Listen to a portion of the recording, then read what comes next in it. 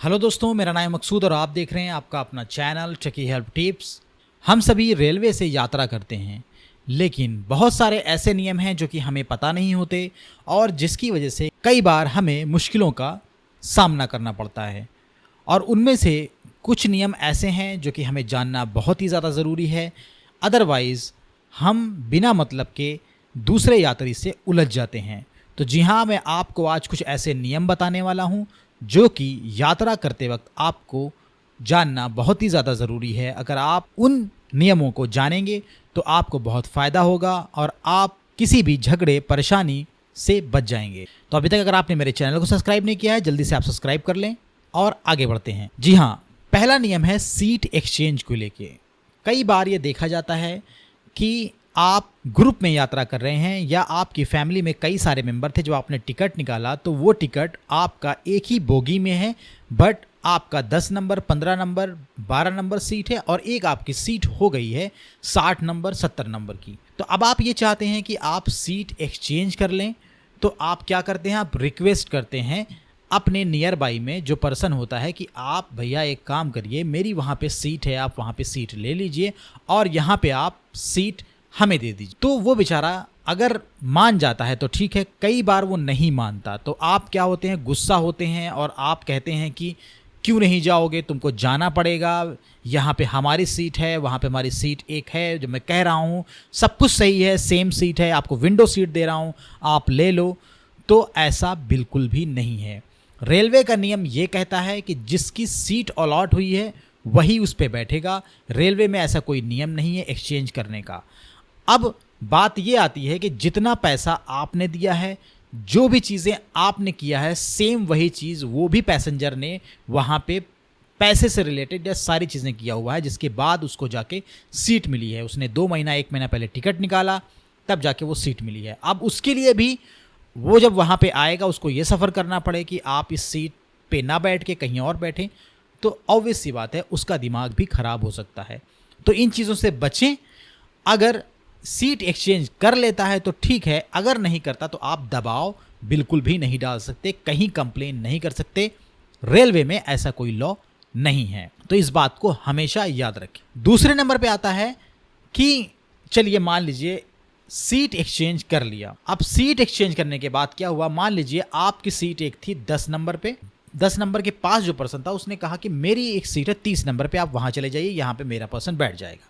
आपकी सीट पे दूसरा पर्सन आया, बैठ गया। अब हुआ क्या, ड्यूरिंग द ट्रैवल वहां पे कुछ हादसा हो गया। मान लीजिए किसी ने छेड़खानी कर दिया, किसी ने किसी का मर्डर कर दिया, किसी ने चोरी कर लिया, किसी ने कुछ और कर दिया। उस वक्त क्या होगा, 10 नंबर की जो सीट थी वो आपकी सीट थी, तो जब FIR दर्ज होगा तो आपके नाम से होगा और उसमें दिखाया जाएगा कि 10 नंबर सीट का पर्सन जो था उसने यहाँ से सामान चोरी किया या छेड़खानी की या फिर कुछ और किया, बट वो आप होंगे जिसके नाम से दर्ज होगा।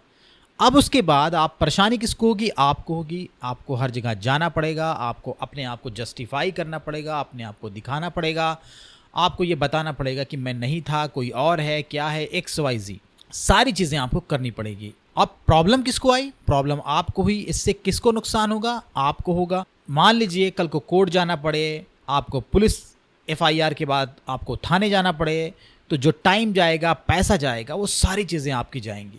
रिक्वेस्ट यही है कि जब भी सीट एक्सचेंज करने की बात आती है तो 10 बार सोचें, उसके बाद जाके सीट एक्सचेंज करें। कई बार ऐसा होता है, यंगस्टर जो होते हैं वो कहते हैं ठीक है आपकी फैमिली है, मैं चेंज कर लेता हूँ। बिल्कुल सही है, अच्छी बात है, करना भी चाहिए, दया आ जाती है। लेकिन वहाँ पे अगर आप ये समझा सकें उनको कि ये प्रॉब्लम अगर हुई तो उसका जवाब कौन देगा, तो वो बिल्कुल भी ये बात को समझेंगे कि हाँ अगर ऐसी प्रॉब्लम होती है तो यहाँ पे तो ये फंस जाएगा। तो इसलिए जब भी सीट एक्सचेंज कर रहे हैं इस बात का ज़रूर ध्यान दें। तीसरे नंबर पे बात आती है सीट उठाने की। 3 सीटें होती हैं, लोअर, मिडिल एंड अपर। तो यहाँ पे देखा जाता है कि बहुत सारे लोग दबंग बनने की कोशिश करते हैं और कहते हैं कि मैं मिडिल वाली सीट गिराऊंगा नहीं।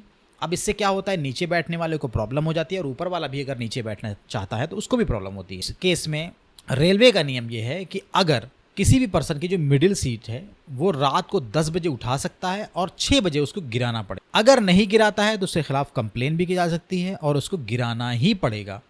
तो इसलिए आप ध्यान रखें, जब भी कभी आपकी मिडिल सीट हो और आपसे जब कोई 6 बजे के बाद मॉर्निंग में रिक्वेस्ट करे, तो आप चुपचाप सीट को अपने गिरा लें। ये ना कहें कि मैं नहीं गिराऊंगा, ये मेरी सीट है, मैं जब तक चाहूँगा तब तक सोऊंगा।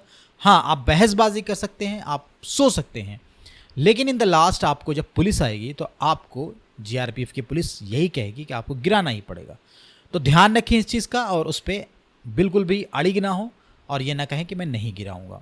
अब चौथे नंबर पे आता है कि आपने टिकट निकाला है ऑनलाइन, एक ने टिकट निकाला है विंडो से और एक वेटिंग भी हो सकता है और एक जनरल भी हो सकता है। तो जब भी आप ऑनलाइन टिकट निकालते हैं तो आपके पास टिकट हो या ना हो, यहाँ तक कि मैसेज हो या ना हो, कोई दिक्कत की बात नहीं है। सिर्फ आप अपना सीट नंबर और नेम बता देंगे तो जो टीटी है वो उसको मान लेगा कि आपके पास ये आपकी सीट है।